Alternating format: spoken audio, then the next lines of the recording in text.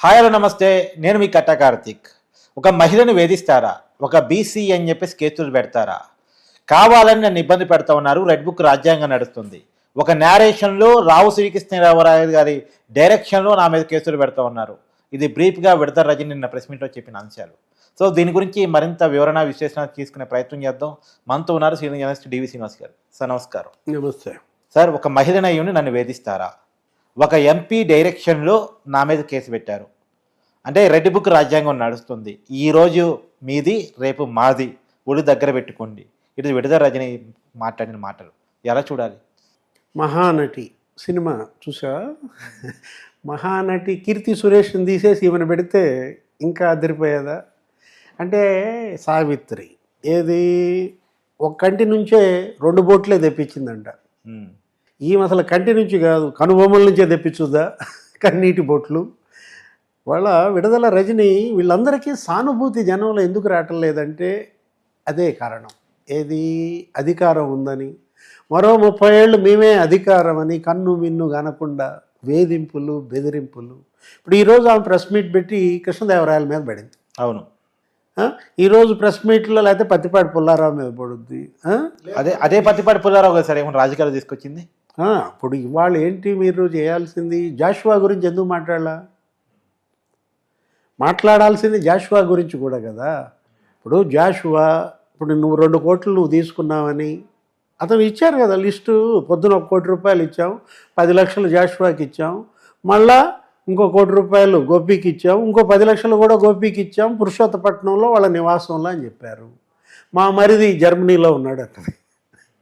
అంటే జర్మనీ వెళ్ళి ఇచ్చాడా కట్టా శ్రీనివాస్, లేకపోతే చలపతిరావు, అదే అస్టోన్ బాలాజీ క్రషర్స్ వాళ్ళు?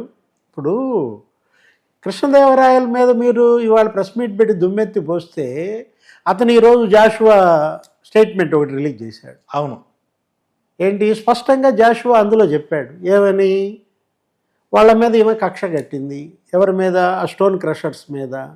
వాళ్ళేదో కోడెల శివప్రసాద్ మనుషులు, ఆయన చనిపోయారు, ఆయన విగ్రహం ఏదో పెట్టాలనుకున్నారు, ఈమె వాళ్ళకి ఏదో అడ్డం పడింది అక్కడ పెట్టనీయకుండా.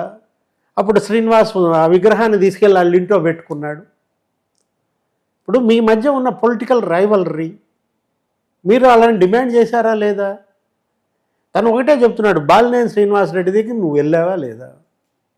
ఇప్పుడు గనుల శాఖ మంత్రి అతను ఎవరో సాక్షి రిపోర్టర్ అంట, మాధవరెడ్డిని తీసుకుని నువ్వు వెళ్ళావా లేదా చెప్పు, ఆ విషయం చెప్పు. అంటే తన మీద వచ్చిన ఎలిగేషన్స్ గురించి ఏమీ మాట్లాడకుండా ఏమంటున్నారు సింపుల్గా, వాళ్ళెవరో నాకు తెలియదు, నేను అసలు వాళ్ళని చూడలేదు అంటాను. తెలియాల్సిన అవసరం ఏంటి? చూడాల్సిన అవసరం ఏంటి? మీ గోపికి తెలియదా వాళ్ళెవరో?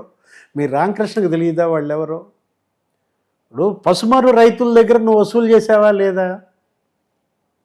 50 ఎకరాలు ఆ జగనన్న కాలనీ ఏంటిది ఆ ఇళ్ళకని చెప్పి ఎకరానికి 2.5 లక్షల కమిషన్, మళ్ళా ఇంకో 100 ఎకరాలు, దాంట్లో ఎకరానికి 7 లక్షల కమిషన్ అంట.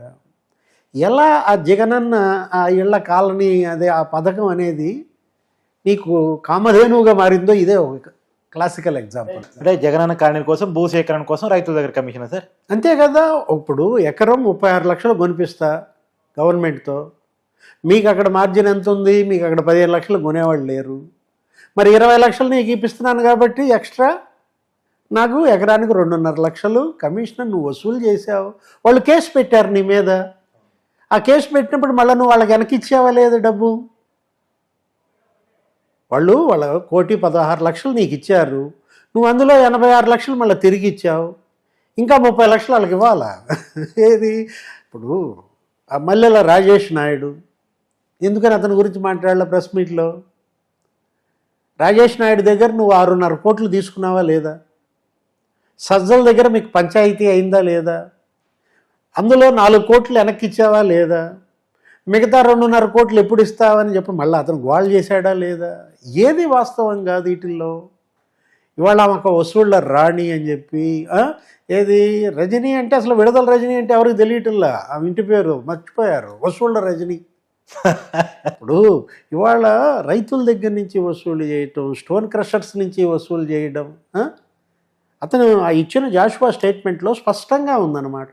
నేను ఎంక్వైరీకి ఆదేశించాను, ఏమొచ్చి నన్ను అప్రోచ్ అవ్వగానే ఎంక్వైరీకి ఆదేశిస్తే వాళ్ళ మైనింగ్ ఏడీని వాళ్ళని ఇన్ఫ్లుయెన్స్ చేసి వాళ్ళ మీద ఒత్తిడి తీసుకొచ్చి 10 కోట్ల విలువైంది తవ్వేశారని చెప్పి రాంచిందని నేను మళ్ళీ థర్డ్ పార్టీ ఎంక్వైరీకి మళ్ళీ నేను పెట్టాను. అందులో అది మరి స్పష్టంగా బయటపడింది ఏది అంత అమౌంట్స్ కాదు అని. అంటే నీవు అడిగిన మొత్తం నీకు ఇవ్వలేదని ఆ స్టోన్ క్రషర్స్ వాళ్ళను నువ్వు కక్ష గట్టి సాధించిన పరిస్థితి. ఇప్పుడు ఆమె ఇప్పుడు చిలకలూరుపేట టికెట్ అమ్ముకున్నావా లేదా? ఎందుకని ఈమెకి చిలకలూరుపేటలో గతంలో టికెట్ ఇవ్వలేదు, గుంటూరు ఎందుకు మార్చారు? మర్రి రాజశేఖర్ని విమర్శిస్తుంది. లావు రత్తయ్య కొడుకు ఎవరిద్దను? కృష్ణదేవరాయలు. రత్తయ్య గారికి ఆ జిల్లాల్లో ఉన్న పేరు మనకు తెలుసు, విజ్ఞాన్ విద్యా సంస్థల తరఫున. వాళ్ళు భూముల గురించి మాట్లాడుతున్నారు. వాళ్ళు భూములు ఏంటి? మీరు ఏమైనా ఇచ్చారా? గవర్నమెంట్ దగ్గర వాళ్ళు భూములు తీసుకున్నారా? ఆక్షన్లో కొనుక్కున్న భూములు అవే, వాళ్ళ సొంత డబ్బులతో కొనుక్కున్నటువంటి భూములు. అంటే కృష్ణదేవరాయల పైన నువ్వు విమర్శిస్తే ఆ రోజు ఉన్నటువంటి మిగతా 6 ఎమ్మెల్యేలు ఎవరన్నా విమర్శించారా? జగన్మోహన్ రెడ్డి దగ్గరికి ఈ 7 ఎమ్మెల్యేలు వెళ్ళి కృష్ణదేవరాయలను మార్చొద్దని ఎందుకు అడిగారు? అవును, అడిగారా లేదా? ఆ రోజు మీరు అనిల్ కుమార్ యాదవ్ తీసుకొచ్చి మా నెత్తి మీద రుద్దద్దండి, మాకు రాయలే కావాలి అని పిన్నెల్లి రామకృష్ణారెడ్డి, అంబటి రాంబాబు, మొత్తం ఆ నరసరావుపేట పార్లమెంట్ పరిధిలో ఉన్నటువంటి గోపిరెడ్డి శ్రీనివాసరెడ్డి, కాసు మహేష్ రెడ్డి, వీళ్ళందరూ ఎవరు కావాలని అడిగారు? నిజంగా కృష్ణదేవరాయలు తప్పుడాడైతే, అతని పైన ఈ ఎలిగేషన్స్ ఉంటే మరి మీ వాళ్ళే జగన్ మీద ఎందుకు ఒత్తిడి చేస్తారు? జగన్మోహన్ రెడ్డి ఏం చేశాడు? అతను ఏమైనా తీసేశాడా రాయల్ని? జగన్మోహన్ రెడ్డి మారమన్నాడు. ఏది గుంటూరులో కంటెస్ట్ చేయండి, మీరు నరసరావుపేటలో వద్దు అని చెప్పి ఏదో అక్కడేదో నాగార్జున యాదవ్ను ఎవరన్నా దించాలన్నట్టుగా జగన్మోహన్ రెడ్డి అప్పట్లో. తర్వాత అనిల్ కుమార్ యాదవ్ని తీసుకొచ్చారు. విడుదల రజని ఇవాళ ఏంటి, ఆమె మామూలుగా నటించినా ప్రజలు నమ్మే పరిస్థితి లేదు. జగన్మోహన్ రెడ్డి రజనీని, లేకపోతే రోజాని, లేకపోతే శ్రీరెడ్డి, ఇక వీళ్ళని నమ్ముకుని బోరగడ్డ అనిల్, వర్ర రవీంద్రారెడ్డి, ఇప్పుడు మనం అనుకుంటుంది అదే జగన్మోహన్ రెడ్డి నవరత్నాలు అన్నమాట వీళ్ళంతా కూడా. ఏమి రత్నాలు అంటే కార్ రికార్డింగ్స్ గొడవ ఏంది? కాల్ డేటా నాకు తీశారు, బయటికి తీశారు. ఆ కాల్ డేటా గొడవ ఏంది అసలు? ఇప్పుడు కాల్ డేటా ఈయన ఎవరు? కృష్ణదేవరాయలు తీయించాడా? నీ కాల్ డేటా తీయించాల్సిన అవసరం కృష్ణదేవరాయలకి ఎందుకు వచ్చింది?